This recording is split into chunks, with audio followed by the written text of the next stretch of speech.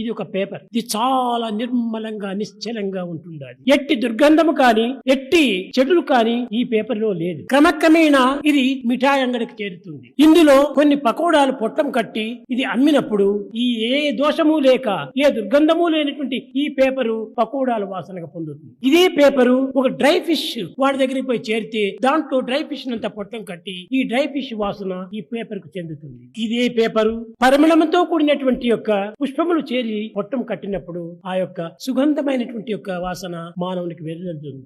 కనుక ఈ మంచి వాసనకు చెడ్డ వాసనకు ఈ పేపరా కారణం కాదు. ఈ పేపరు ఎట్టి సంబంధాన్ని పురస్కరించుకొని చేసుకున్నదో దాని సంబంధమే ఈ పేపర్ కు చెందిపోతుండాలి. దీనిని పురస్కరించుకొని tell me your company, I shall tell you what you are అన్నారు. ఎట్టి వారి సంఘముతో మనం కూడుతుంటామో, ఎట్టి పదార్థముల యొక్క స్నేహంతో మనం చేరుతుంటామో దాని యొక్క ప్రభావము మానవుని యందు ప్రవేశిస్తుంది.